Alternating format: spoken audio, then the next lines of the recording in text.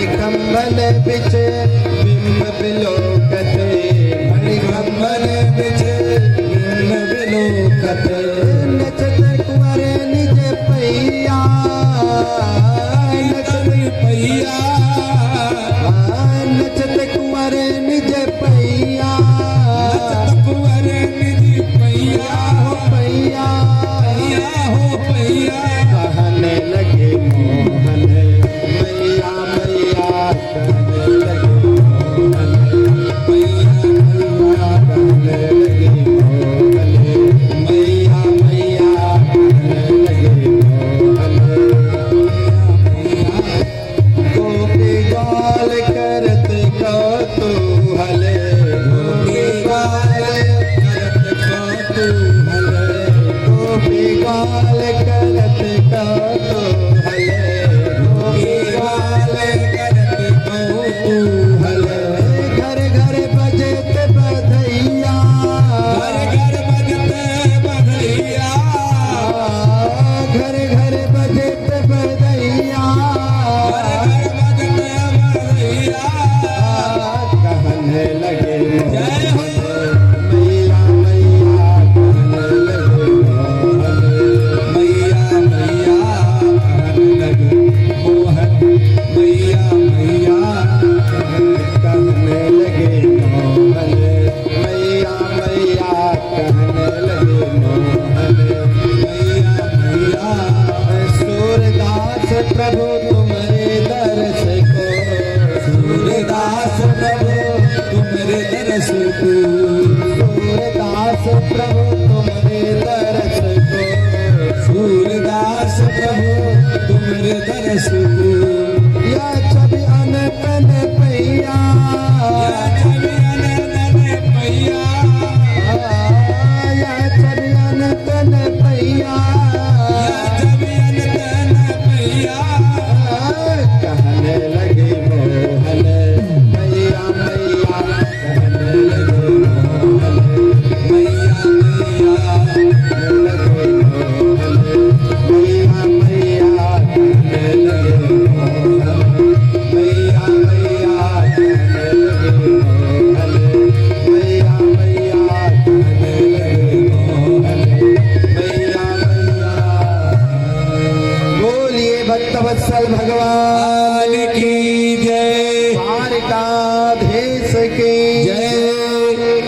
भगवान इस प्रकार से जो है अपने जीवन में प्रथम बार मैया यशोदा को मैया बोले हैं, और मैया यशोदा ने जब सुना कि हमारे लाला ने हमको मैया बोला है, बहुत प्रसन्नता हुई, बहुत खुशी हुई। ब्रजवासियों को बुला करके आज उत्सव मनाया। गोकुल में अचानक आज गर्गाचार्य जी महाराज का आगमन हुआ नंद बाबा के यहाँ कि गर्गा पुरोहितो राजन यदो नाम सुमहातपः ब्रजम जग्गामनन्दस्या वसुदेवः प्रचोदितम्। गर्गाचार्य जी महाराज नंद बाबा के यहाँ आए और नंद बाबा ने गर्गाचार्य जी को देकर के प्रणाम किया, उनका स्वागत किया, अपने महल में ला करके उनका चरण पखारा, उनका आशीर्वाद लिया। नंद बाबा ने गर्गाचार्य जी से आशीर्वाद लिया। नंद बाबा से गर्गाचार्य जी ने कहा, गर्गाचार्य जी कहते हैं नंद बाबा अब आपके जीवन में कितनी खुशी है कि देखो तुम्हें पुत्र इस उम्र में प्राप्त हुआ है। गर्गाचार्य जी से नंद बाबा कहते हैं, हे प्रभु, हे ये सब संतन की आशीर्वाद है, आप सभी ब्राह्मणन के, बड़े बड़े ऋषियों महर्षियों के, देवताओं की ये आशीर्वाद है कि हमारे गृह में, हमारे घर में इस उम्र में मुझे संतान की प्राप्ति हुई है। यदि ब्राह्मण देवता संत कृपा कर दे तो किसी भी उम्र में किसी चीज की कमी नहीं रहेगी, ठाकुर जी की कृपा वर्षा करेगी। गर्गाचार्य जी ने कहा, देखो तुम्हारे घर में वसुदेव जी की पत्नी रोहिणी रह रही हैं और उन्हें भी तो पुत्र हुआ है और मैं उनके पुत्र का नामकरण संस्कार कर दे रहा हूँ और उनके साथ में तुम्हारे भी पुत्र का नामकरण संस्कार कर दे रहा हूँ। ये बात नंद बाबा को बड़ी अच्छी लगी। गर्गाचार्य जी ने कहा देखो एकांत जगह में हम लोग नामकरण संस्कार करेंगे, ज्यादा धूमधाम से नहीं करेंगे। क्यों? क्योंकि यदि ये बात कंस को पता चल जाएगी कि गर्गाचार्य गोकुल में जाकर के नंद बाबा के यहाँ उनके पुत्र का नामकरण संस्कार किए, मैं तो ठहरा पुरोहित वसुदेव जी का और आकर के तुम्हारे पुत्र का जो है नामकरण संस्कार करूंगा और ये बात कंस को पता चलेगा तो जान जाएगा कि हो न हो हमारे साथ छल हुआ है और देवकी का 8वां संतान वसुदेव का 8वां संतान नंद महल में पल रहा है। जिसको पूतना नहीं मार पाई, तृणावर्त नहीं मार पाया, शंकासुर नहीं मार पाया, ये वही मायावी नंद नंदन है, देवकी का पुत्र है। इसलिए गोकुल के इस गौशाले में लेकर के चले गए और नंद बाबा को गौशाले में ला करके कहीं ज्यादा लोगों को बताने की आवश्यकता नहीं है, भीड़ हो जाएगी। और गौशाले में रोहिणी मैया को लेकर के, यशोदा रानी को लेकर के, दोनों अपने अपने पुत्रों को लेकर के आए और नंद बाबा आए, गर्गाचार्य जी आए और पंचोपचार पंच देवताओं का पूजन किया और पंच देवताओं का अपना विधि के अनुसार पूजन करके सबसे सर्वप्रथम गर्गाचार्य जी कहते हैं बाबा देखो मैं सबसे पहले रोहिणी के पुत्र का नामकरण संस्कार कर दे रहा हूँ। गर्गाचार्य जी तो जान ही रहे हैं कि जिसको यशोदा और नंद बाबा अपना पुत्र मान रहे हैं ये भी देवकी वसुदेव के ही पुत्र हैं। तो उनके ज्येष्ठ पुत्र बलराम जी हुए रोहिणी नंदन और ये छोटे पुत्र हैं। तो सबसे पहले नामकरण संस्कार तो ज्येष्ठ पुत्र का होना चाहिए। तब गर्गाचार्य जी ने कहा मैं रोहिणी नंदन का नाम रख रहा हूँ। आया मही रोहिणी पुत्रो रामयं सुहृदो गुणैः आख्यास्ते राम इति बलाधिक्याद बलम् विदुः। नंद बाबा मैं वसुदेव नंदन रोहिणी नंदन का मैं नाम रखता हूँ राम। इनका नाम राम होगा। इनके शरीर में बल की अधिकता होने के कारण शरीर इनकी बहुत बलवान होगी, ये बहुत आगे चल कर के बलशाली होंगे। इनसे कोई भी योद्धा पार नहीं पाएगा, ये सबको पराजित कर देंगे। बलाधिक्याद बलम विदुः, शरीर में बल की अधिकता होने के कारण इनको लोग बलराम कहेंगे। इनका नाम बलराम पड़ जाता है। बोलिए बलराम जी महाराज की जय। अब बारी आई यशोदा नंदन की। जब गर्गाचार्य की दृष्टि पड़ी यशोदा नंदन के ऊपर और यशोदा नंदन के ऊपर दृष्टिपात होते हैं गर्गाचार्य जी का नेत्र बंद हो गया, मानो ये समाधि में लीन हो गए और मन ही मन सोचने लगे मैं किस नाम को यहाँ पर रखूं। आपके तो ठाकुर अनेक नाम है। अनेक रूप रूपाया विष्णवे प्रभिविष्णवे, अनेक रूप रूपाया वैष्णवे प्रभिविष्णवे। नारायण के तो अनेक नाम हैं, आपके अनेक स्वरूप हैं। लगे बोलने हे नंद बाबा बहूनि सन्ति नामानि रूपाणि चासु तस्य ते गुणाकर्मानुरूपाणि तन्याहं वेद नो जनाः। नंद बाबा से गर्गाचार्य जी कहते हैं, बहुनि संत नामानि, आपके पुत्र के अनेक नाम हैं, अनेक रूप हैं। अब लगे बताने, भगवान कृष्ण ने कहा, अरे गर्गाचार्य जी, अभी आप मेरे सब पोल पट्टी खोल देंगे? अब पोल पट्टी खोल देंगे, नंद बाबा जान जाएंगे कि हम नारायण है, तब मैं बाल लीला कैसे करूंगा। गर्गाचार्य जी ने गर्गाचार्य जी को भगवान ने इशारा किया और मानसिक संकेत किया, अरे कुछ तो आप अपना भाव बदलो, शब्द बदलो, नहीं मेरा पोल पट्टी खुल जाएगा। नंद बाबा ने कहा, आप क्या कर रहे हो?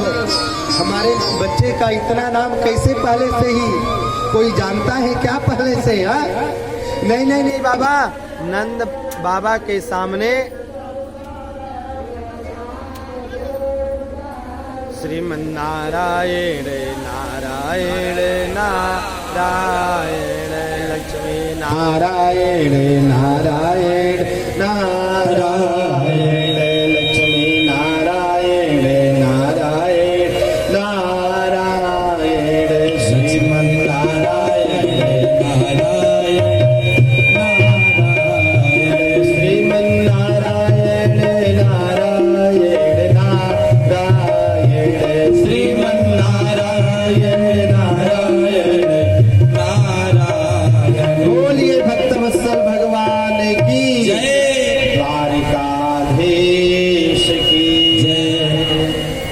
गर्गाचार्य जी ने कहा, बाबा आपके बच्चा जब बड़ा होगा, आपका बेटा, तो अनेक कार्य करेंगे, अनेक प्रकार की लीला करेगा, अपने बाल सखाओं के साथ अनेक रूप से अपने लोगों को दर्शन देगा, अनेक रूप धारण करेगा आगे चल करके। इसलिए मैं आज ही आपको बता दे रहा हूँ कि बहुनि संति नामानि रूपाणि च सुतस्य ते गुण कर्मानुरूपाणि तन्नाहं वेदनो जनाः। महाराज, अनेक रूप हैं, अनेक नाम हैं, जिनके रूप को, जिनके नाम को वेद नहीं जान सकते हैं, श्रुति महारानी नहीं जान सकती हैं, तो मैं कैसे जान पाऊंगा, मैं कैसे जान सकता हूँ? इनका नाम मैं कृष्ण रखता हूँ, इनका नाम मैं कृष्ण रखता हूँ। बोलिए कृष्ण भगवान की जय। इनका नाम कृष्ण रखा गया। गर्गाचार्य जी कहते हैं कि चंद्र वंश में इनका जन्म हुआ है, इसलिए इनके नाम के आगे चंद्र शब्द जुड़ जाएगा, इसलिए लोग इनको कृष्ण चंद्र कहेंगे। बोलिए कृष्ण चंद्र भगवान की जय। इनका नाम कृष्ण चंद्र पड़ता है। कृष्ण चंद्र जानते हैं क्यों पड़ता है? कृष्ण किसे कहते हैं? कर्षयति इति कृष्ण। हमारे और आपके मन को, हमारे और आपके चित्त को जो चुरा ले, जो कर्षण कर ले, जो हर ले, उसे कहते हैं कृष्ण। अच्छा, कृष्ण शब्द में 2.5 अक्षर है और क शब्द के नीचे आधा जो है चंद्र बिंदु जैसा जो है अर्धकार है। मछली जो मारता है मछुआरा, वो अपने बंसी में एक लोहे का अर्ध चंद्रकार ही जो है लोहा लगाता है, और जब लोहा लगाता है उसमें कुछ लगा करके जल में डालता है तो बड़ी बड़ी जो है मछलियां, बड़े बड़े जीव उसमें फंस जाते हैं। संत जन भाव देते हैं, विद्वान जन कहते हैं कि भगवान के नाम के नीचे भी वैसे अर्धचंद्र कार है, जैसे जल में वो लोहे का उस बंसी में लगा करके लोग जीव फंसा लेते हैं, उसी प्रकार से भगवान के नाम के नीचे जो है अर्धचंद्रकार है। जो कृष्ण कृष्ण कहता है वो कृष्ण के नाम में दीवाने होकर के फंस करके की तरफ अपने आप दौड़ करके चला आता है। जो एक बार उनका नाम सुन लेता है, उनकी जो कथा सुन लेता है, वो अपने आप दौड़ करके चला आता है। बोलिए भक्तवत्सल भगवान की जय, द्वारकाधीश की जय। भगवान का सुंदर नामकरण संस्कार हुआ और भगवान अब जो है धीरे धीरे जो है बड़े हो गए हैं, अपने महल के बाहर निकल जा रहे हैं और बाल सखाओं से मैत्री हो गई है, बाल सखाओं से इनकी दोस्ती हो गई है। बाल सखाओं ने कहा, हे श्याम सुंदर, हे कन्हैया, देखो हमें कोई हमारे घर में हमारी माताएं, हमारी बहनें देखो हमारे साथ अन्याय कितना करती हैं। श्याम सुंदर ने पूछा, क्या? कहा श्याम सुंदर ने कि देखो गौ माता की सेवा हम करें, गौ माता को स्नान हम करावें, उनको घास चराने के लिए, हरी हरी घास खिलाने के लिए जंगल में हम लोग ले जाते हैं, हर प्रकार से सेवा हम करें। और जो गौ माता दुग्ध देती है उसे जो दही बनता है, मक्खन बनता है, हमारे घर की माताएं बहनें ले जाकर के मथुरा मंडल में अनेक गांवों में अनेक लोगों को दे आती हैं, हमें खाने को नहीं मिलता।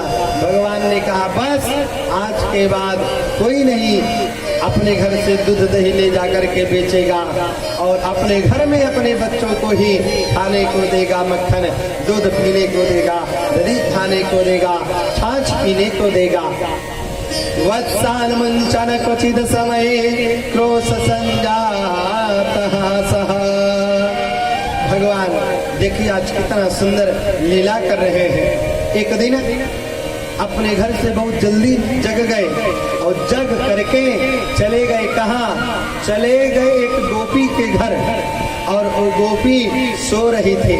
भगवान ने देखा अपने कक्ष में गोपी सो रही है तो भगवान उसके गौशाले में चले गए। उसके गौशाले में जब भगवान चले गए तो जा करके उसके गोबत्सों को भगवान ने खोल दिया। भगवान ने कहा, देखो हमारे रहते हमारे गौ माता के जो वत्स हैं, जो बछड़े हैं, इनको भर पेट दूध न पान करने को मिले, दूध न पीने को मिले तो ये बहुत गलत बात है। और श्याम सुंदर ने बछड़ों को खोल दिया और बछड़ों को खोलने के बाद सोती हुई गोपी के पास जाकर के कान में जोर से बोलते हैं, अरे गोपी भाभी, देखो तुम्हारे बछड़े खुल गए हैं, तुम्हारे बछड़े गौशाले में अपने आप खुल गए हैं। गोपी जाकर के देखती है कि सही बात है, उलाहना लेकर के आती है मैया यशोदा के पास। मैया नंदरानी के पास उलाहना लेकर के आती है, आपका नंद लाला, आपका छोरा बहुत उधम मचाता है, बहुत प्रकार के जो है हम लोगों को परेशान करता है। मैया ने कहा, अरे कौन कौन परेशान करता है? अरे अकेले ही नहीं, अपने साथ में अनेक सखाओं को ले लेता है, अपने साथ में कई मित्रों को ले लेता है। जानती हो क्या करता है यशोदा रानी? वत्सान मुंचन क्वचिद समय क्रोश संजातः सः स्तेयं त्वाद्भुत यथदधिपयः कल्पितैस्तेयो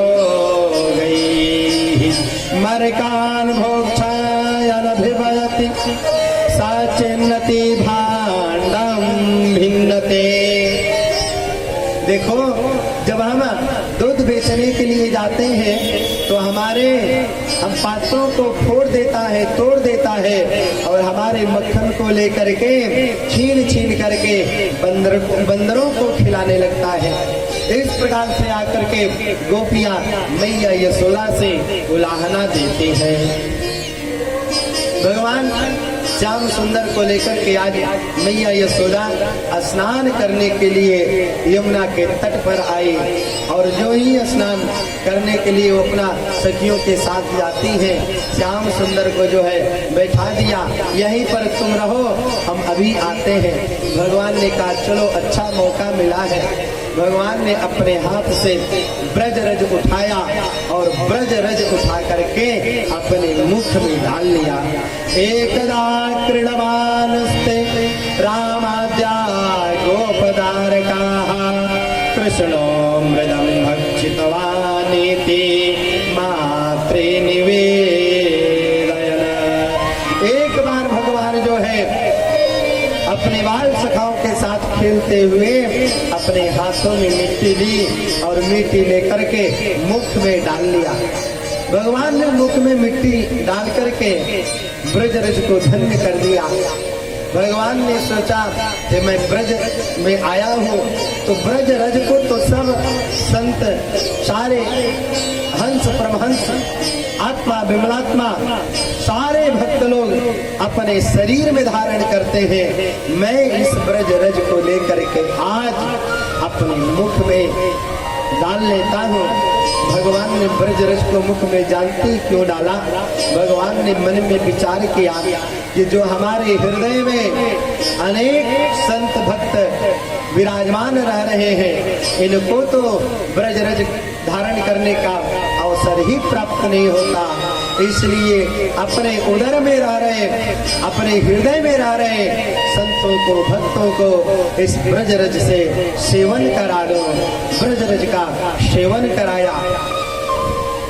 गोपों ने पकड़ लिया, कुछ लोग पकड़ लिए, गोपियों ने पकड़ लिया उनको और गोपियों ने उनका हाथ पकड़ करके यशोदा मैया के पास लेकर के आई और कहती यशोदा भाभी ये देख तेरा लाला जो है आज मिट्टी खाया है। भगवान कहते हैं मैया हम मिट्टी नहीं खा रहे हैं। यशोदा मैया ने कहा अरे लाला तू कितना मेरे बदनामी कराता है, तुमको इतना सुंदर सुंदर में दूध पान कराती हूँ, ताजो ताजो हम सुंदर तुमको मक्खन बना करके मैं अपने हाथन से तुमको खिलाते हूँ, फिर भी तुम्हारा पेट नहीं भरता और तुम मिट्टी खा करके मेरी बदनामी करा रहे हो, मेरी हंसी उड़ा रहे हो।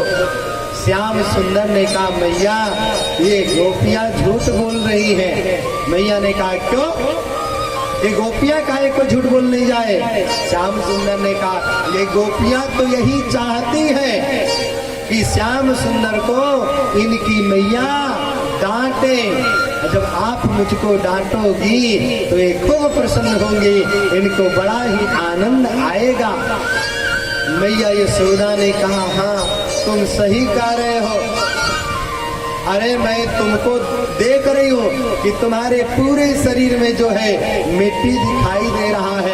अरे तुम ऐसे मिट्टी में लेटे हो जैसे पूर्व जन्म में कोई सूकर इत्यादि थे।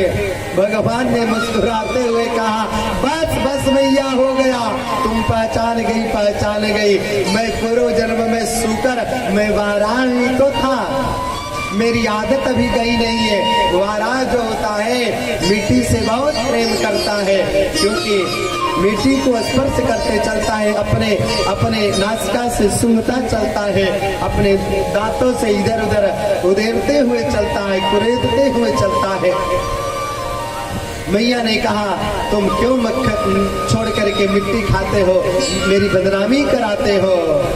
ना हम भक्षितवान अम्बा, ना हम भक्षितवान अम्बा, सर्वे मिथ्याभिशंसिनः।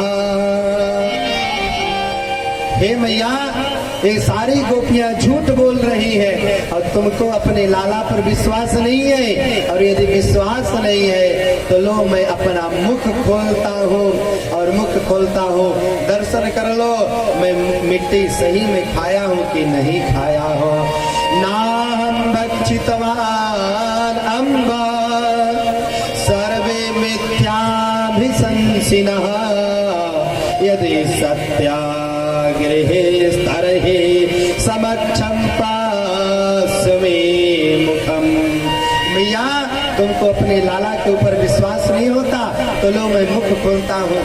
और इतना कह करके श्याम सुंदर ने कन्हैया ने अपना मुख खोल दिया और आ कर करके जब मुख खोला ना तो उसी मुख के अंदर मैया यशोदा पूरे ब्रह्मांड का दर्शन करने लगी। भगवान ने सोचा कि मैया को अपने मुख में ही विश्व का दर्शन करा देता हूँ। सा तत्र ददृशे विश्वम जगतस्थानुचखम दिशः। स्वालोक भूलोक जनालोक तपालोक महलोक, ऊपर के सातों भुवन का दर्शन कराया, नीचे के सातों लोक का दर्शन कराया और पूरे ब्रह्मांड का उसमें दर्शन कराया। पूरे ब्रह्मांड का दर्शन देख रही है यशोदा रानी, घबराने लगी। कभी बाहर देख रही है, कभी कन्हैया के मुख में देख रही है, बाहर देख रही है तो भी कन्हैया, अंदर मुख में देख रही है तो भी कन्हैया। पूरे ब्रह्मांड का दर्शन हुआ। उस ब्रह्मांड में जम्बू द्वीप का दर्शन हुआ, जम्बू द्वीप में मथुरा मंडल का दर्शन हुआ, मथुरा मंडल में गोकुल का दर्शन हुआ, गोकुल में यमुना मैया का दर्शन हुआ और उस यमुना और गोकुल के तट पर सुंदर नंद बाबा का महल दिखाई दिया। नंद बाबा के महल के पास एक यशोदा, एक उनका पुत्र कन्हैया दिखाई दे रहा है। यशोदा मैया की बुद्धि चकरा गई, भ्रमित हो गई। मैं अपने पुत्र के मुख में जो देख रही हूँ, जो दर्शन कर रही हो, वो यशोदा सही है, वो कन्हैया सही है कि मैं सही हूँ, मेरा कन्हैया सही है। कभी मुख के अंदर, कभी मुख के बाहर, कभी अंदर, कभी बाहर, कभी बाहर, कभी अंदर। और देख करके घबराने लगी, घबरा करके तर तर तर तर कांपने लगी, कहने लगी बेटा कन्हैया मैं क्या देख रही हूँ, मैं क्या देख रही हूँ। ज्योति चक्रम जलम तेजो नभस्वान वियदेवचा। इसी में अनेक प्रकार के सागरों का दर्शन हुआ, नदियों का दर्शन हुआ। मैया देख करके घबरा गई। भगवान ने मन में विचार किया, मेरी मैया घबरा गई, अब बस अभी ने ब्रह्मांड का दर्शन हो गया है। मैया के आंखों के ऊपर अपना हाथ सहलाते हुए, यानी माया का आवरण डालते हुए, कि मैया को ये याद न रहे कि मैं कन्हैया के मुख में पूरे ब्रह्मांड के सहित एक कन्हैया और एक यशोदा, एक गोकुल, एक आनंद महल का भी हमने दर्शन किया है। मैं तो पूरे गोकुल में घूम घूम करके कहने लगेगी, लोग मुझसे पूछने लगेंगे, मेरा भेद खुल जाएगा। मैया क्या हुआ, क्या दर्शन कर रही थी? कुछ नहीं, कुछ नहीं। अरे मैया लगता है कि तुम्हें कुछ स्वप्न में दिखाई दे रहा था। इस प्रकार से भगवान ने अपने मुख के अंदर पूरे ब्रह्मांड का जो है दर्शन कराया। आज मैया यशोदा अपने हाथों से सुंदर दही बिलो रही है, मक्खन निकाल रही है, अपने कन्हैया को खिलाने के लिए सुंदर मक्खन बना रही है। एकदा गृहदासीसो यशोदानंद गेहिनी कर्मांतर निरक्तासो निर्ममंथम स्वयं दधी। श्री सुखदेव मुनि कहते हैं, देखो जी, घर में कितने भी लोग हों, कितने भी घर में कार्य करने के लिए, सेवा करने के लिए सेवक रख लो, सेविका रख लो, नौकर चाकर रख लो, लेकिन अपने बच्चे की सेवा अपने खुद अपने हाथों से करो।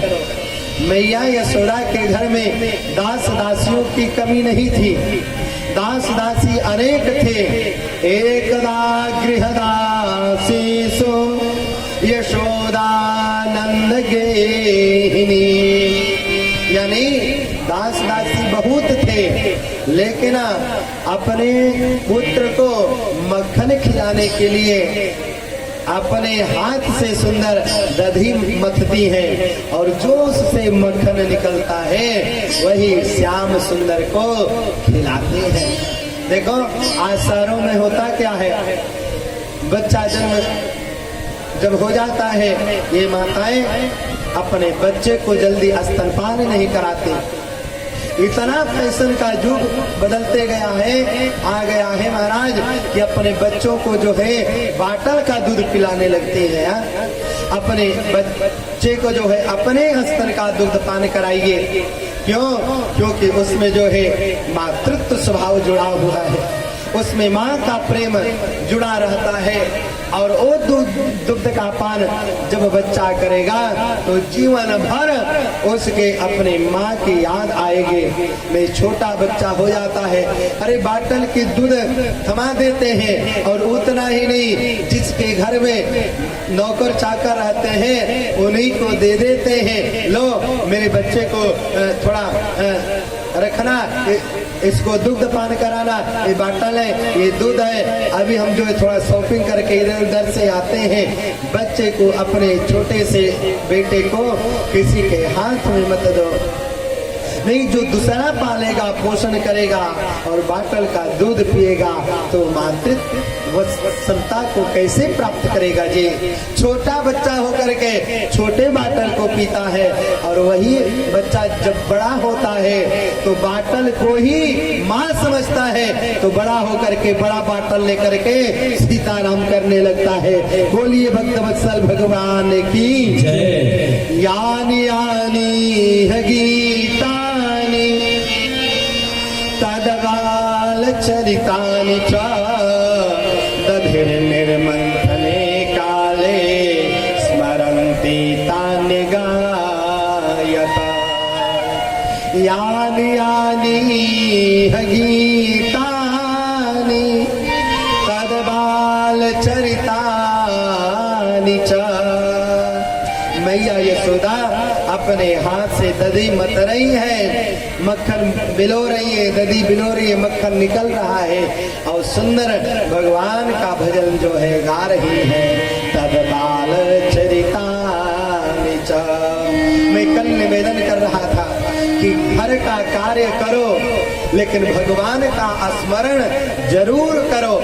मैया यशोदा के यहाँ साक्षात पूर्ण ब्रह्म परम पिता परमेश्वर जगदाधार जगत नियंता अकारण करुणा वरुणालय कर तुम अकर तुम सर्व समर्थ प्राण वल्लभ भगवान श्री कृष्ण का जो है अवतार हुआ है, वो उनके पुत्र बनकर के यहाँ बाल लीला कर रहे हैं।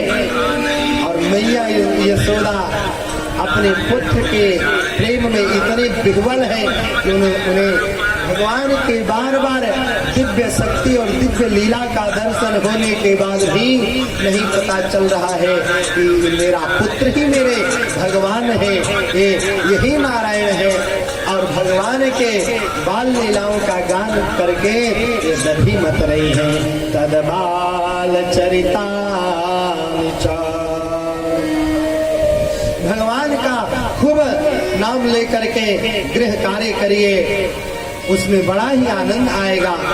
भगवान ने सुना मेरी यशोदा मैया कितनी भोली है यार, मेरी मैया कितनी भोली है, निर्मल है, कोमल है कि मैं इसके घर में बाल लीला कर रहा हूँ और ये मुझे पहचान नहीं रही है। भगवान दौड़ करके आए और कहने लगे मैया हमें जोर से भूख लगी है, अरे ओ मैया मुझे खाने को कुछ मक्खन दे दो, मुझे खिलाओ, मुझे पीने को दूध दे दो, मैं दूध पीऊंगा, मक्खन खाऊंगा। मैया यशोदा ने कहा लाला मैं तो रुक जाओ, मैं तो रुको लाला, मैं अभी सुंदर ताजा मक्खन निकालता हूँ, मक्खन खाना, छाछ पी लेना। श्याम सुंदर ने कहा नहीं नहीं मैया मुझे अभी ही मक्खन चाहिए, अभी ही मुझे भूख लगी है। मैया ने कहा तुम किसी बात को लेकर के बहुत जिद कर देते हो, हट कर देते हो। भगवान ने कहा मुझे अभी मक्खन चाहिए तो चाहिए। मैया यशोदा ने कहा जब देखो तब जिद, आज चंदा लूंगा, आज हाथी लूंगा, आज ये लूंगा, कल ये लूंगा, जिद करते रहते हो। आज तुम मक्खन के लिए जिद कर रहे हो, जाओ मैं तुम्हें अभी मक्खन नहीं दूंगी। भगवान को जब इस प्रकार से मैया ने कहा तो भगवान अपने मैया के कक्ष में चले गए और पीछे से बाल सखाओं को इशारा किया चले आओ मेरे अंदर। श्रीदामा इत्यादि सारे बाल सखा अंदर आए और भगवान श्याम सुंदर ने क्या देखा, एक कक्ष के अंदर एक छीके पर एक ऊपर जो है सुंदर एक बड़ा सा मटका रखा था और उस मटके के अंदर मक्खन था। ये पता चला भगवान को, तो कहा कि भैया इस मटके को उतारते हैं और इसमें से जितना मक्खन है हम लोग मिल करके बांट करके आज खा लेते हैं। उतारे गोपी संश्रितम पयः पुनः प्रवेश संदृशम दध्यत्रकम। भगवान ने जब मैया यशोदा से मांगा और यशोदा मैया ने उतार करके नहीं दिया तो ये स्वयं जो है मटके से मक्खन लेने के लिए पहुंच गए और वहां पर जाकर के एक ग्वाल एक दूसरे के कंधे पर चढ़ गया, एक दूसरे के ऊपर चढ़ गया और सबके कंधे के ऊपर सबसे ऊपर स्वयं भगवान श्री नंदनंदन चढ़ गए, यशोदानंदन चढ़ गए। बोलो भक्तवत्सल भगवान की जय। और सबके कंधे के ऊपर चढ़ करके और मक्खन उस मटके में से निकाल करके फेंकने लगे। बंदर लोग हैं, बंदरों को खिलाने लगे, कभी इधर कभी उधर कभी इधर कभी उधर। आहा।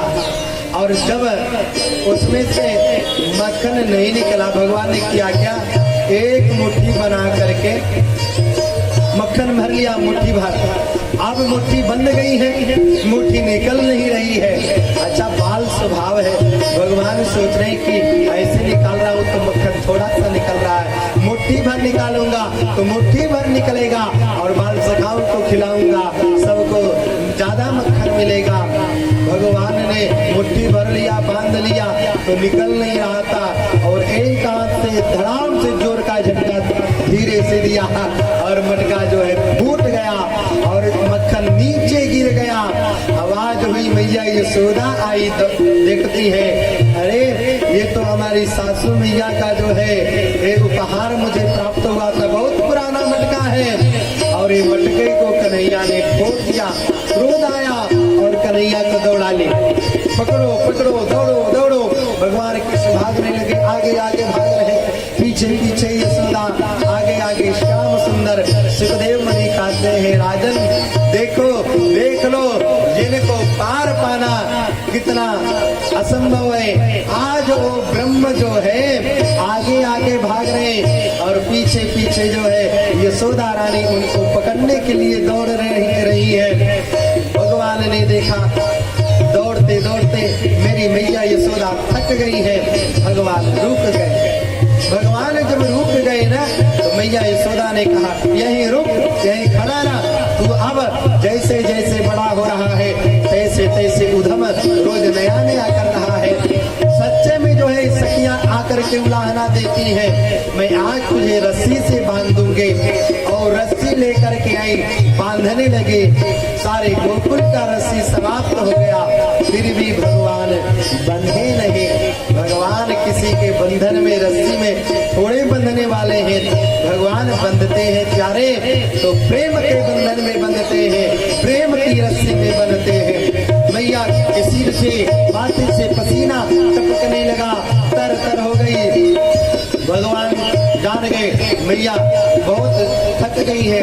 भगवान ने कहा, मैया रस्सी दो, मैं अपने आप को स्वयं बांध लेता हूँ। और रस्सी लिया और उछल से अपने आप को मदन मोहन श्याम सुंदर ने बांध लिया। बोलिए भक्तवत्सल भगवान की जय, श्याम सुंदर भगवान की जय। मैया ने कहा, अब तुमको मैं यही छोड़ती हूँ, आंगन में खड़ी रह। और मैया अपने घर में गई। भगवान ने कहा, बिल्कुल मैं यही चाह रहा था। महल के बाहर यमला अर्जुन दो वृक्ष थे। भगवान ने धीरे धीरे धीरे अपने शरीर को आगे बढ़ाया, उखल को घसीटते हुए खींचते हुए महल के बाहर आए और यमला अर्जुन के पास गए, अपने शरीर को जो है बाहर किया।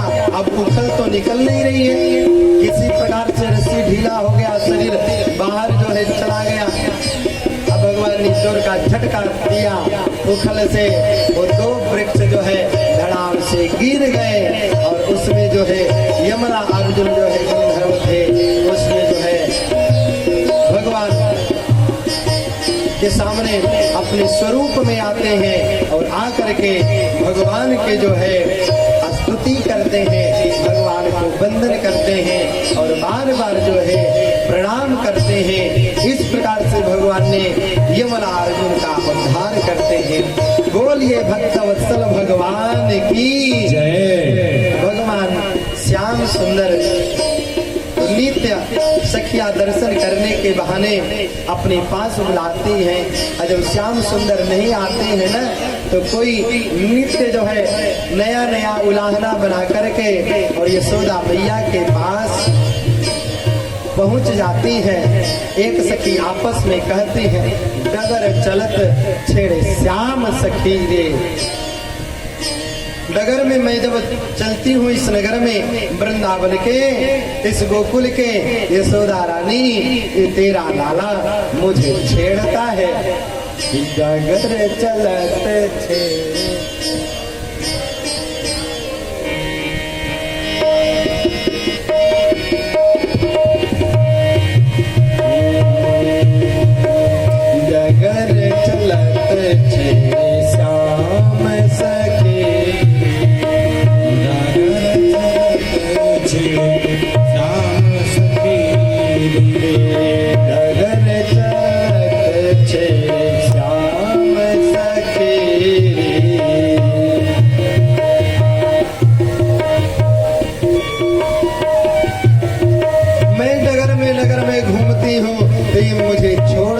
छेड़ता है और अनेक प्रकार की परेशानियों से हमें जो है लाद करके रख देता है।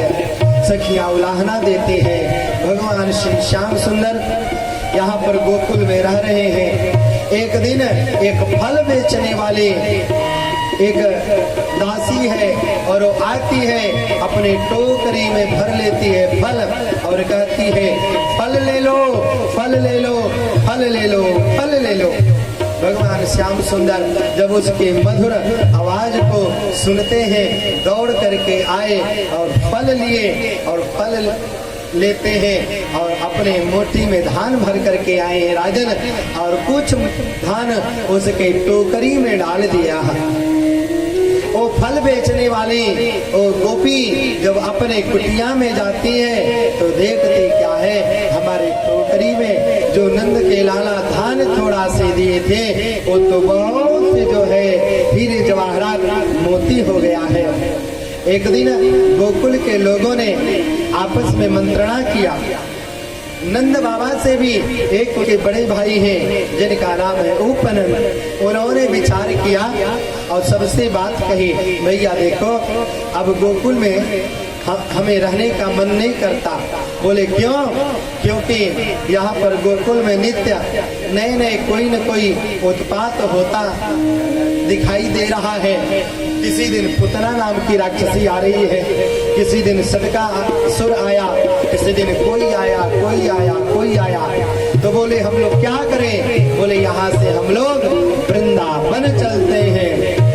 वनम वृंदावनम नाम वसव्यम नवकाननम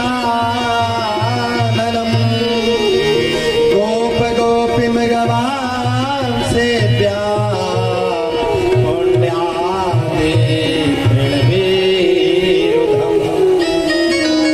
हम लोग चलेंगे वृंदावन और वृंदावन चल करके वही अपने गौ माताओं के साथ सुखी के साथ सारे गोकुलवासी ब्रज में निवास करेंगे।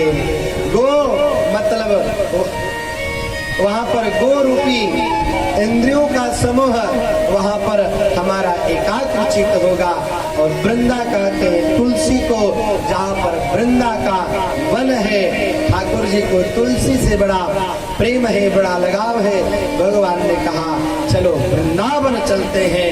सारे ग्वाल बाल अपने चकड़े बकड़े बैलगाड़ी को सवारा सजाया और उस पे अपने अपने सामानों को रख करके, सामग्रियों को रख करके वृंदावन चल दिए। गोकुल से आइए हम लोग भी उनके साथ आज गोकुल से वृंदावन चलते हैं। वहाँ पर बांके बिहारी का सुंदर दर्शन होगा।